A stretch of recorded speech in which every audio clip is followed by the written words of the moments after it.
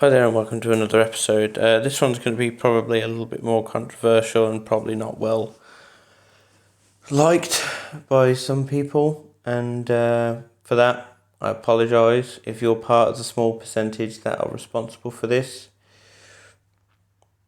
Hopefully you can sleep tonight, and I hope you sleep well, because it's going to cost the taxpayer a lot of money in the future.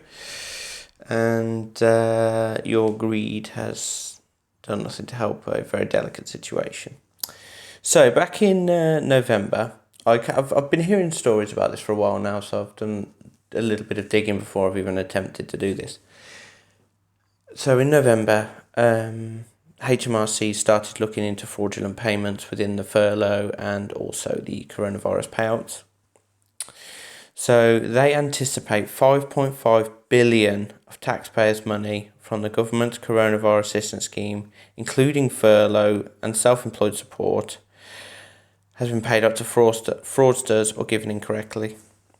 So 5.5 billion of all the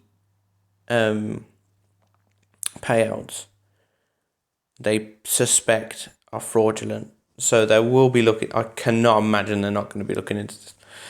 So they will be looking into it. So it's emerged that 5.2 billion paid out by the government under the coronavirus job retention scheme, widely known as furlough, has ended up in the hands of fraudsters who paid in error. Her Majesty's Revenue and Customs acknowledged in its annual report that about 8.7% of 60 billion it paid out under the furlough scheme ended up in the hands of organised crime gangs, fraudsters, or was awarded erroneously. So the furlough scheme, if you didn't understand it, paid 80% of wages to roughly about 11.5 million workers that were placed on leave since March 2020. With a maximum cap of £2,500 a month. So if you earned more than that, or if 80% of your salary was more than £2,500, they'd only pay £2,500. A further 490 million was lost to fraudsters or incorrect claims under the Self-Employment Income Support Scheme, while the figure of 70 million for the Eat Out to Help Out scheme set up to encourage people to get back to the restaurants this summer. So, what have HMRC said about this? So, a HMRC spokesperson, let's get politically correct. The COVID support schemes have helped millions of people and businesses through the pandemic, and the government was clear that the priority was getting money to those who need it fast as possible. The Taxpayer Protection Task Force is expected to recover 1 billion from fraudulent or incorrect payments over the next 2 years, and work is already underway with 23,000 ongoing investigations. So if you're part of that, you better start looking at getting some help solicitor-wise there.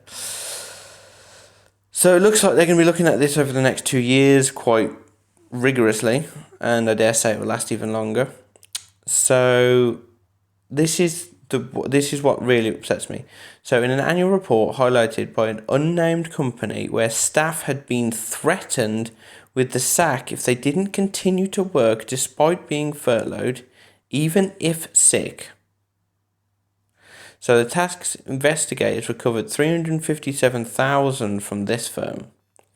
So from what I've managed to gather, what basically companies were doing, they were furloughing their staff, claiming the 80% but then making them work. So in some cases they were probably not aware that they were furloughed, or in other cases they were, but obviously their jobs were threatened if they didn't continue to work. So that basically means the government's paying 80% of their wages. Potentially the company isn't even topping it up. So they're getting free workforce basically. It's glorified slave labour. And Stephen Porter, a partner with the law firm Pinston Masons, these schemes were obviously vital to ensure the UK economy came out of the pandemic in the best possible shape. However, any handouts of subsidies and aid the size are going to attract fraudsters. HMRC will now be hunting down those who made fraudulent claims, particularly through the Fund Investigation Service. There will be a wave of civil and criminal penalties, including prison sentences.